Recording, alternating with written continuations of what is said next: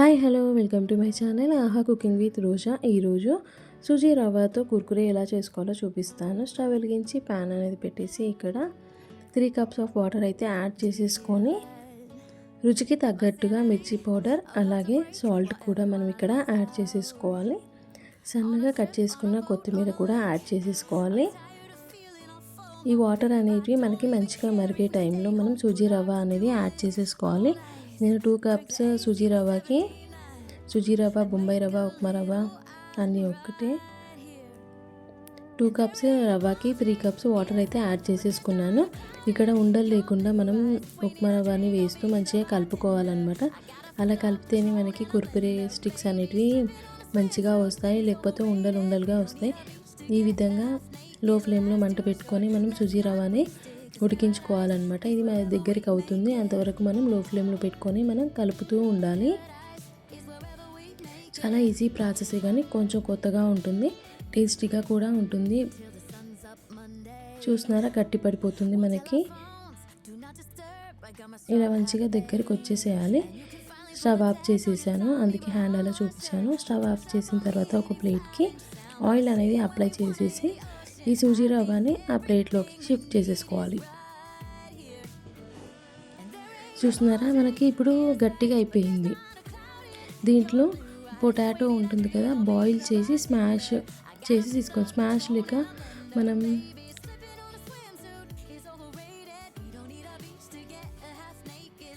ఇలా తీసుకున్న తర్వాత దీన్ని దాంట్లో వేసేసి మంచిగా మిక్స్ చేసేసుకోవాలి. మీకు కావాలంటే పచ్చిమిర్చి కూడా మనం ఇక్కడ యాడ్ చేసేసుకోవచ్చు. ఒక 5-10 మినిట్స్ తర్వాత మనకి చల్లారిపోతుంది. హ్యాండ్తో ఇలా మంచిగా ప్రెస్ చేస్తూ మంచిగా కలుపుకోవాలి. చపాతీ పిండిలా మనం రెడీ చేసేసుకొని పెట్టుకోవాలన్నమాట. చూస్తున్నారా, ఈ విధంగా. ఇప్పుడు ఒక కట్ట ప్లేట్ తీసేసుకొని దానికి హ్యాండ్కి ఆయిల్ అనేది రాసేసుకొని దీన్ని చిన్న చిన్న ముద్దలా తీసేసుకొని ఇట్లా నేను చూపించే విధంగా చేసుకోవాలన్నమాట.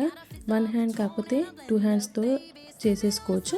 చేసిన తర్వాత మనకి ఇష్టమైన సైజులో వీటిని కట్ చేసేసుకొని ఒక షేప్లో ఫామ్ చేసేస్తే మనకి ఇవి రెడీ అయిపోతాయి. చూస్తున్నారా, ఈ విధంగా నేనైతే చూపిస్తున్నాను. ఈ విధంగా అయితే రెడీ చేసుకోవాలన్నమాట. అన్నీ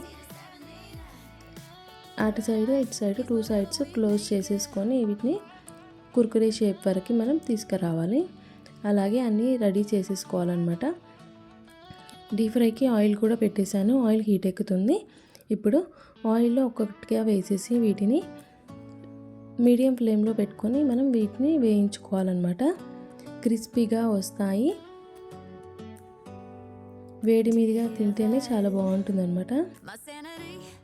చూస్తున్నారా, మనం మెల్లిగా 2 సైడ్లు తిప్పుతూ మనం తీసేసుకోవాలి. ఒక బౌల్లో తీసేసుకుంటే మనకి ఉప్మా రవ్వతో కుర్కురే రెడీ అయిపోతాయి.